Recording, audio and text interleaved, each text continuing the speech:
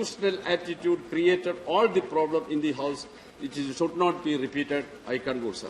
Thank you. Next speaker, Professor Ram Gopal Yadav जी. धन्यवाद श्रीमान. मैं इस संविधान संशोधन विधेयक का समर्थन करता हूं. इसमें कोई कंफ्यूजन नहीं, कोई संशय या दुविधा नहीं. मैं 2-3 बातें कहना चाहता हूं, टाइम बहुत कम है इसलिए. एक तो इसके बाद जो राज्यों को सूची को बनाने का, संशोधित करने का अधिकार मिलेगा, इसका कोई तब तक लाभ नहीं जब तक 50% रिजर्वेशन की जो कैप है, जो सीमा है, उसको बढ़ाया नहीं जाता है. क्योंकि अगर अभी जिन लोगों को जो ओबीसी की सूची में हैं जातियां, उनके अलावा नई कुछ जातियां आएंगी. मान लीजिए 7% आ गई, 27% उत्तर प्रदेश में रिजर्वेशन है, 27% ही रिजर्वेशन रहेगा और 7% और आ जाएंगे, तो एग्जिस्टिंग जो ओबीसी कम्युनिटीज हैं उनका नुकसान होगा. लाभ तभी हो सकता है ओबीसी को जब इसकी सीमा को 50% की सीमा को बढ़ाया जाए. अन्यथा फिर कोई करेंगे मामला तो मराठा रिजर्वेशन की तरह सुप्रीम कोर्ट उसको स्ट्राइक डाउन कर देगा. दूसरे ये है कि नई इसको इम्प्लीमेंट करने के लिए सही तरीके से, तब तक इस सही तरीके से नहीं हो सकता जब तक इस देश में कास्ट सेंसस न हो, जातीय जनगणना हो, कितनी संख्या है, एजुकेशन का परसेंटेज क्या है हर कम्युनिटी का, कितने नौकरियों में हैं, क्लास 1 में कितने हैं, सेंट्रल गवर्नमेंट में कितने हैं, स्टेट गवर्नमेंट में कितने हैं, कितनी जमीन है, पक्का घर है, कच्चा घर है, बिना घर वाले हैं. ये जब तक नहीं होगा तय, तब तक ये डिसाइड नहीं राज्य सही तरीके से कर पाएंगे कि कौन ऐसी जातियां और हैं जिनको इस वर्ग में लाया जाए. ये भी बहुत आवश्यक है. और अभी मैं सुन रहा था मोदी जी को, माननीय सुशील मोदी जी को, उन्होंने बहुत सारी बातें कही. और सुशील मोदी जी, इसीलिए मैंने कहा कंफ्यूजन न हो. ही मे बी टेक्निकली करेक्ट, लेकिन फैक्चुअली ये बात सही नहीं है. वो मैं अभी थोड़ी देर बाद बताता हूं. इससे पहले में जो एक आशंका मुझे इस बात की है, चर्चा चलती रहती है और जो चर्चा चलती कई बार सही हो जाती है. ये है कि जब नई सूची बनेगी तो उत्तर प्रदेश के गवर्नमेंट, भारतीय जनता पार्टी की गवर्नमेंट, जो मौजूदा ओबीसी की जातियां हैं उनमें से 3 जातियों को, यादव, कुर्मी और गुर्जर, मान्यवर आप भी गुर्जर ही हैं, उनको उससे बाहर कर देगी. ये चर्चा है और ये होगा ही. आप देखिएगा आगे चल के कोई न कोई बहाना ढूंढकर इन जातियों को, कि इनमें पढ़े लिखे हो गए. हालांकि अगर कास्ट सेंसस के हिसाब से सारी चीजें सेंसस में आ जाए तो कभी नहीं आउट की जा सकती हैं, लेकिन ये की जाएंगी.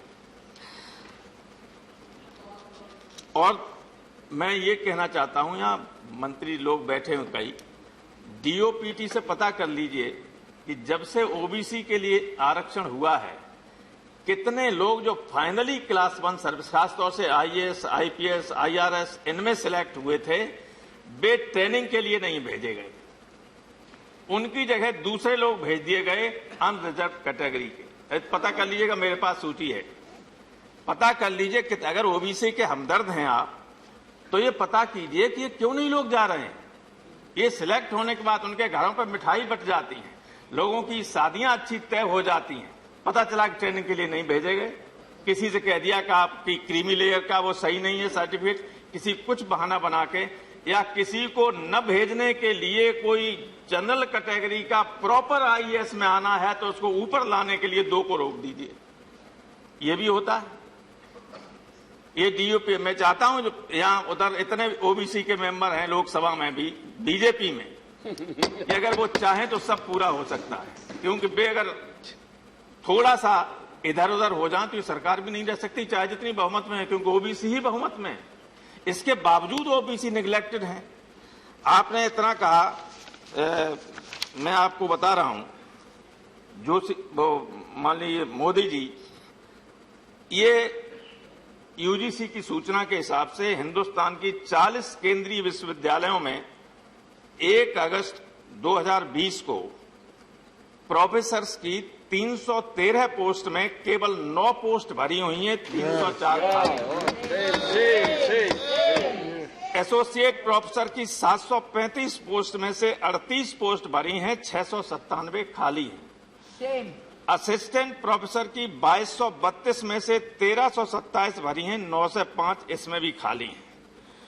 इसके अलावा मैं ज्यादा आंकड़े नहीं दूंगा।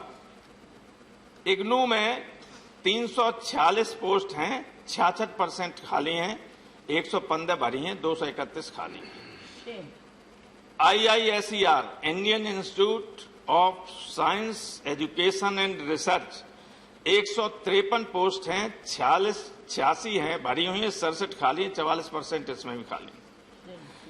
IISc में 303 पोस्ट में केवल 31 भरी हैं, 272 खाली हैं, 90% वैकेंसी हैं आज भी।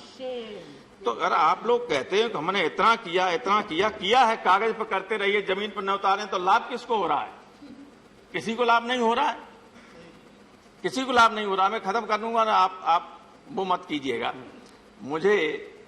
मैं लगातार सुन रहा था, ये सही है कि मंडल आयोग को भी आपने कहा कि आपकी वजह आप थे, तब थे नहीं थे, आपने विड्रॉ किया, इसलिए BP Singh was compelled to bring this.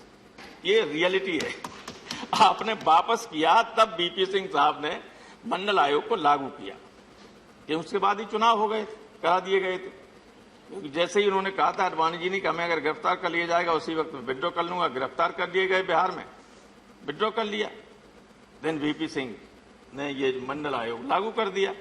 खैर मैं ये मानता हूं आप जब रहे तब ये बैकवर्ड्स की बात हुई, लेकिन अब जब आप हैं इतने उसमें, तब ये सब स्थिति क्यों चल रही है? और मैं माननीय मोदी जी हैं कि नहीं है, मैं ये कहना चाहता हूं कि आपकी बात सुनकर, सुशील मोदी जी, मैं जब हाई स्कूल में पढ़ता था तो संस्कृत में एक कहावत आती थी, और एक्सप्लेन करने के लिए बच्चों से कहा जाता था कि ढकोर संको अहम अस्मि बदाम एव ददामिना। मैं तो ढकोर संक हूं, बोलता हूं, देता नहीं हूं। तो ये ढकोर संक की बातें मत कीजिए, देना है ओबीसी को दीजिए, इन्हें मूर्ख बनाने की आवश्यकता नहीं है। बहुत बहुत धन्यवाद प्रोफेसर साहब। Next speaker Shri Ramnath Thakur ji. धन्यवाद। मैं